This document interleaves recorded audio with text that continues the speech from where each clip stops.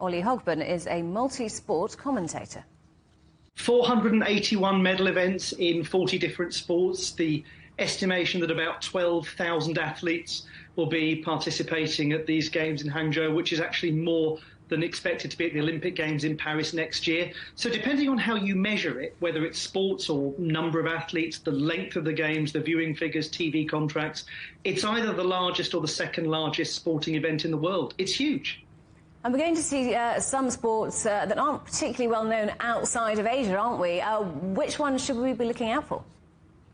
Well, this is the games for all of Asia, with the sports of all of Asia, and there is an opportunity for lots of nations to celebrate their sports that don't feature in a high-profile way on the global stage. You've got the sports of the Far East, like wushu, traditional Chinese martial arts, jiu-jitsu from Japan, Central Asian forms of belt wrestling like kurash, Indian subcontinent team sports like kabaddi, ball sports from Southeast Asia like sepak takraw, which is volleyball with the feet. You know, sport is never just sport. It's an expression of our cultural identity, of our history. And Asia is as sportingly diverse as it is culturally diverse. And the diversity is represented in the sports programme at the Games. And we're going to see some new disciplines as well, aren't we, this time? And some things that people might not necessarily consider to be a sport. How important is it for these kind of things to get this kind of platform?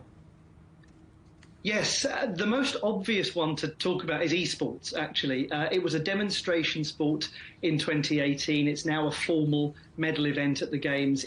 This is the biggest ever multi-sport platform for esports.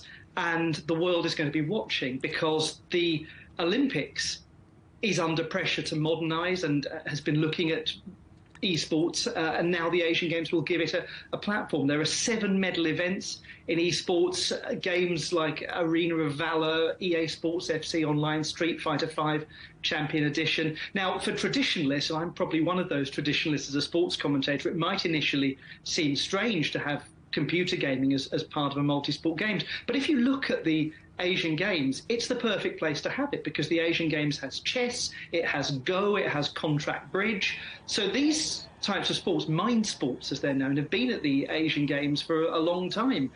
It's a great platform for esports because it already feels a bit like it belongs at the Asian Games. And you commentate on lots of different sports, don't you? What are you in particular looking forward to? Artistic gymnastics, which I probably would say as somebody who commentates an awful lot of it. But one of the reasons I'm looking forward to artistic gymnastics so much is because for the People's Republic of China, it matters enormously that they do well in this competition. They've actually sent their strongest team to the Asian Games and not to the Gymnastics World Championships, which are happening at the same time.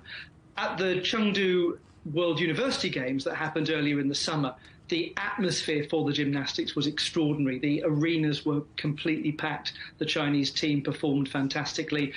And China is a nation with an amazing history in the sport of artistic gymnastics. I think gymnastics will be one of the absolute marquee sports of the Asian Games.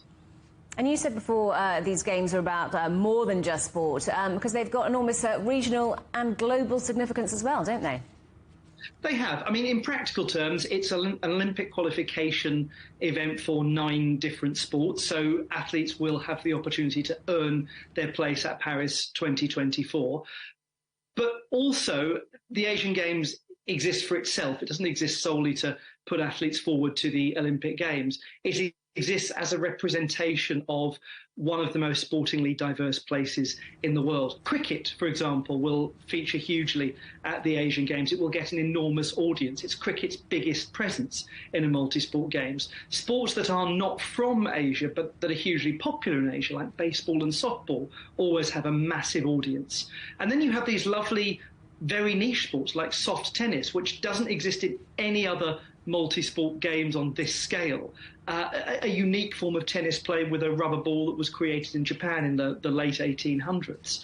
It's a brilliant buffet dinner of traditional and non-traditional Olympic sports.